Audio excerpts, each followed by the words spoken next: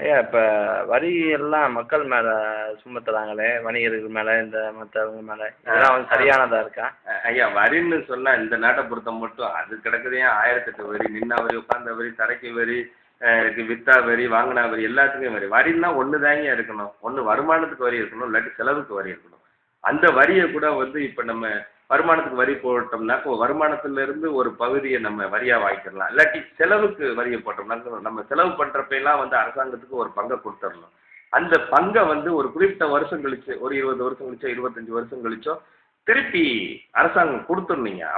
அவங்க காசை வந்து நம்ம நிர்வாகத்துக்காக பயன்படுத்திக்கிறோம். ஒரு குறிப்பிட்ட வருஷம் கழிச்சு அவங்களுக்கு திருப்பி தந்துடுறீங்க. ஐயா அந்த கருப்பு பணங்கள்லாம் இந்தியாவில் இருக்குன்னு சொல்கிறாங்க நிறையா. அதெல்லாம் எப்படியா வெளியே கொண்டு வரது, இல்லை அதுக்கான எதுவும் திட்டங்கள்? ஐயா அதுக்கு நம்ம கருப்பு பணத்தை பற்றி பேசும்போதுங்க அது பூரா வெளிநாடுகளில் போய் தங்கியிருக்கீங்க. எப்படியோ வெளிநாட்டுக்கு போயிட்டது. நம்ம வெளிநாட்டுகளில் இருக்கக்கூடிய அந்த சுவிஸ்லாம் வங்கியில் ஒரு ரூல்ஸ் இருக்குங்க. அதே மாதிரி ரூல்ஸை இந்தியாவில் ஏதாவது ஒரு வங்கிக்குனால ஏற்படுத்தி அந்த வங்கிகளில் இப்போ சுவிஸ் வங்கியில் போடுற பணத்துக்கெல்லாம் வட்டி கிடையாது போலங்க.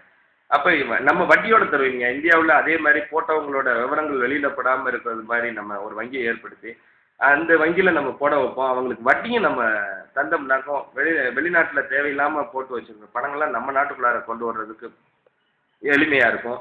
அதை நம்ம இங்கே இருக்கிறவங்களுக்கு ஏதாவது பயன்படும்படியாக அந்த பணத்தை நம்ம எடுத்து செலவு பண்ணலாம், எதுக்குனாலும் பயன்படுத்தலாம். இங்கே இது போவீங்க. இப்போ வெளிநாட்டில் இருக்கக்கூடிய என்ஆர்ஐ இருக்காங்க இல்லையா, நான் ரெசிடென்ஸ் இந்தியன், அவங்களுக்குலாம் நம்ம ஓட்டுரிமை கொடுக்கலாம்யா. பெரிய பெரிய கோடீஸ்வரர்களுக்கெல்லாம் எந்த நாட்டில் இருந்தாலும் அவங்களுக்கு நம்ம ஓட்டுரிமை கொடுத்தோம்னாக்கும் அவங்க இந்த நாட்டில் ஈஸியாக தொழில் தொடங்குறது.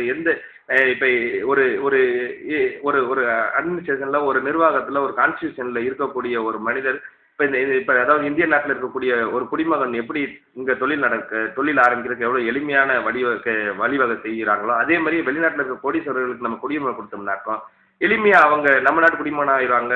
முதலீட்டுக்கு எந்த பிரச்சனையும் இல்லாமல் அவங்க நம்ம நாட்டில் தொழில் தொடங்குறது, மற்ற வேலைகளை அவங்க எளிமையாக பார்த்துக்கிடுவாங்க. இதன் மூலமாக நமக்கு பொருளாதாரமும் பெருகும்.